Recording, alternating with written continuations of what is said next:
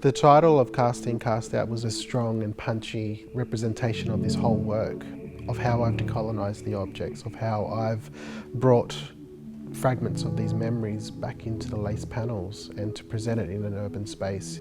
And so I think about the whole process of actually making these artworks, casting them into moulds of the fence, and there's this continuation of the process that you're casting something into the mould and removing it out of the mould. And that was really interesting because it resonated with the memories of many families who were moved into this community and then again removed out through gentrification. And so I think that was a really strong concept and a strong title that resonated solely with myself, my family and our community, of these ideas of being cast in but also feeling cast out from an experience and from society. Yeah.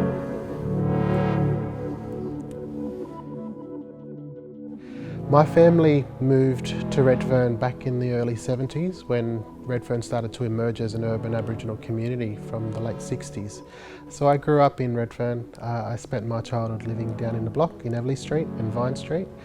It was a place where many Aboriginal families moved from their traditional lands to live in the block in affordable housing there. And many families came to this community when it started to emerge as one to find their families.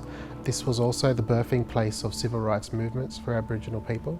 It was the establishments of medical service, of legal services and child services and education as well. So it was a very strong community and a very important time for a lot of Aboriginal families from all across the nation to see Sydney's emerging Aboriginal community. And so I'm really proud to be part of this history and be a member of the community as well. The stories and the memories and experiences living in Redfern inspired the work Cast In, Cast Out, which is exploring the Victorian cast iron panels, which were features on all the terrace homes. Our very first house, when I was first born, I was brought to number 1 Vine Street and grew up in number 9 Vine Street, moved over to 53, 57 and 35 Everleigh Street to where my nan lived down the bottom of the block. This work that you see here in Cast In, Cast Out is reproducing replicas of the fences that my grandmother lived in. The top verandas, which had these European icons of flowers and Victorian patterns. And so I was very interested in this object because it was a fragment of memory. It reminded me of my childhood. It reminded me of the houses that we all lived across. And in Everleigh Street, this was a common fence that you could see from house to house. I became really interested and started to think of them as they were invisible to us as we were living in Redfern, in these houses, and realising that these were objects that we touched every day as we entered the house, as we left the house. I remember my grandmother, back when I was a teenager, she wanted to paint over these fences, that they were all crumbled and the skins of the paint was starting to rip a bit. And so what Nan did was she painted it, and I don't believe that she had gone through a certain process, but because this was the place where she lived, she wanted to create the front of this house to make it her own. And I think that is a really powerful thing when you're thinking about creating something to make it more about yourself or your personality and how you consider homes to look like as well. So it's almost showing that it is the identity of you, and I think that was really interesting for me to explore those themes about culture, community and identity, is that some of the objects and the architectural designs that are already within these Western structures, it becomes part of our memory. And I found that really interesting for me to explore. I had a photograph that captured that moment when Nan did paint over the lace panels, and she selected blue and she had peach to colour the walls, the brick walls.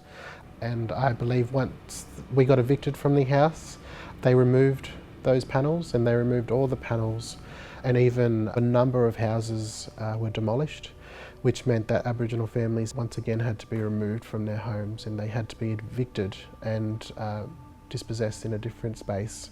And I wanted to explore those themes and ideas about dispossession and about removal. And I started to think about the whole concept and idea of these lace panels, that it is a fence. And what does a fence mean? To set barriers between land and to set barriers between people. So I was so interested to explore this idea, not only to talk about memories and experience, but also to talk about these practices and these processes of colonialism. And so I collected 2 cast iron panels, found ones that were very beautiful, crumbled of the paint skins, and it reminded me of the old crumbled paint skins that were dripping off of the fences. And so I reproduced these objects using epoxy resin and iron oxides to echo the same treatment of the crumbled paint skins from the objects, and to recreate that experience of collecting the objects as well. Also within this collection is the fragments, so smaller parts of broken down fences. I wanted to create these crumbled fragments because they are broken memories. They are memories that talk about the experiences of many Aboriginal families who were removed. And so I think that is really interesting when you're talking about removal and fragments, because things are broken down, and it's the same way in which Aboriginal families, when they were evicted from their homes, part of them were broken, or a fragment of their memory still stays there in that space, and the fragment still stays with them in their memory. And so I wanted to treat these different motifs and see how they could be related to land, and how they could start referencing these other cultural practices in Indigenous culture. And so what you see are these crumbled fragments that have been assembled in a cultural motif of spearheads, or of a diamond shape, which is a cultural reference to my traditional land on Kamilaroi country. These are different ways in which we can talk about Indigenous history, cultural practice, and contemporary experiences of living within these Western structures. And as we move into the photograph, you see me holding a fragment of the cast iron panel, but you don't see a fence inside this photograph. What you see is a shield.